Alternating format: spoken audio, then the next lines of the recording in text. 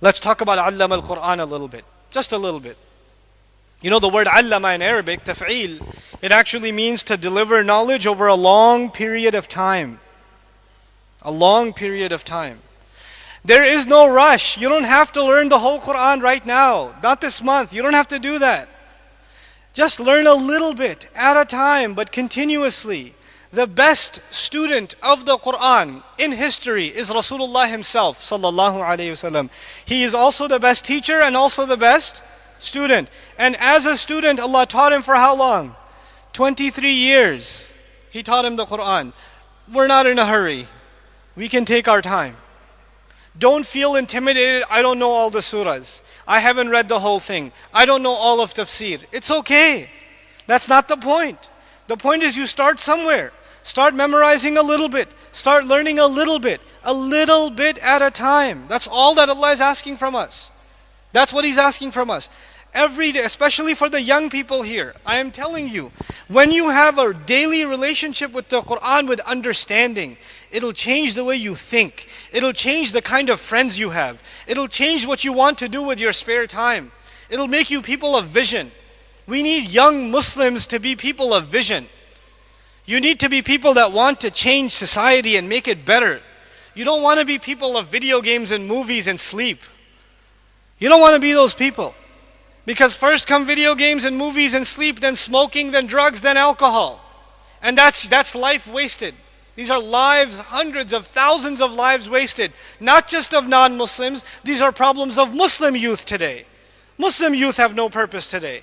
Why is that? Because the book that gives us purpose, we're disconnected from it. We're disconnected from that book. We have to reconnect with this book. This is a really serious obligation we have in the ummah to help the people come closer to this book and not scare people from this book and push them away from this book. Subhanallah. This book is even inviting the hateful, stubborn people. It began with Ar-Rahman. They were stubborn and Allah began with Ar-Rahman. How are we supposed, when people get angry at the youth that they're away from the deen, I don't get angry at them. I get angry at people like myself. We haven't done enough. They would not have gone away if they knew what this was. And they don't know what this is because we're not doing our job. Those of us that should be teaching more. And those of you that are youth that are of concern, become people of concern for others. There's a difference between a da'i and a alim. You don't have to be a alim. You don't have to be a faqih to share the Quran with somebody. The Quran has some ayat that are very complicated. I'm not saying you should give a khutbah about inheritance law tomorrow. I'm not saying that. But when Allah says, وَالْعَصْرِ إِنَّ الْإِنسَانَ لَفِي خُسْرٍ, you can share that with your friends.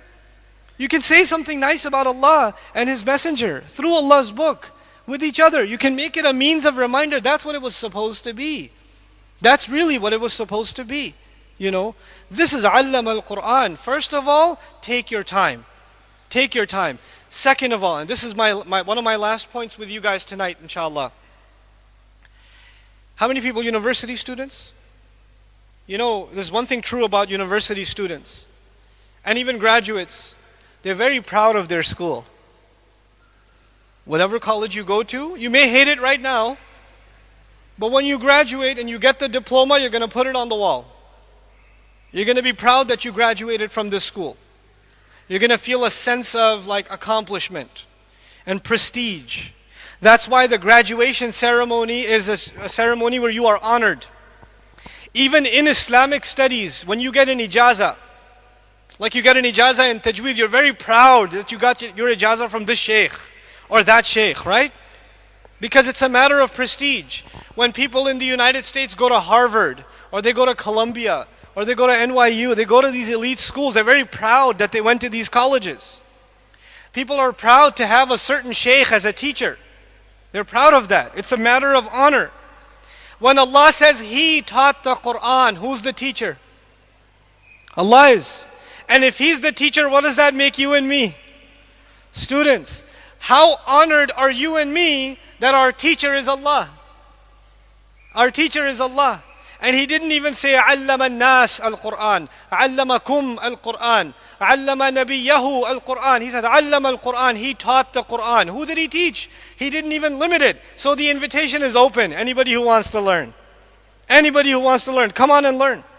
Allah did not close that door. If you're 50 years old in the audience and you don't know how to read Quran, it is okay. Start now, fine. Don't be ashamed. Start now, start a little bit, you know. And other people in our community, when somebody comes to you at the masjid, or somebody comes to you privately and says, look, I'm a professional, I'm an accountant, I'm a doctor, I'm a dentist, I'm an engineer, but I don't know anything about the Quran, I can't even read. Last time I read, I was 8 years old. Don't be angry at them and say, astaghfirullah, how could you do that? Don't do that, man. They came to you. They came to you. Respect those people, honor those people. Maybe Allah sees them as more valuable than what you've been doing. They made hijrah to Allah. They stepped on their pride. They're so educated in their field, but they admitted their ignorance of this in front of someone else. That's humility before Allah. Allah loves humility. We have to honor those people. We have to invite those people, make them feel welcome. You know, this is what we have to do. And our Muslim society is like that. Not all of us are literate in the Quran. Not everybody knows what the Quran means. Not everybody knows how to recite the Quran or even how to memorize. Well, you know what? It is the job of our masajid, and it is the job of our ulama and our du'at and the young people that are students of deen. It is your job to make the deen inviting for everybody else. Don't be angry at those people that don't pray. Don't care for them. If you don't care about them, you will never bring them to this deen. You cannot be da'is if you don't care about people. You have to care about society. Don't drive by the neighborhoods that have a bar and a club and a movie theater and go, astaghfirullah, astaghfirullah, astaghfirullah. You have to care about, that's your country. Those are your people. You have to care about them. You have to invite them. One of your friends is going there, you say, hey bro, let's go play soccer. Football. Let's play football instead. You know, let's go to the masjid and hang out. Let's go, eat some prata. You know, let's do something else. You have to do that. Stop being angry at the people that are not in the masjid. They're also our people. They're also our ummah. They are just the lost sheep of La ilaha illallah. That's who they are.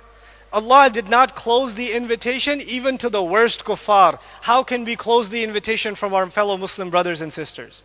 How can we do that? How can those sisters here that are wearing hijab look with hateful eyes to the woman that doesn't wear hijab? She doesn't wear hijab because maybe nobody taught her. Maybe she doesn't know why she should wear it. Maybe she asked her parents, why should I wear hijab? And they didn't know how to answer her. And it's a fair question. It deserves an answer.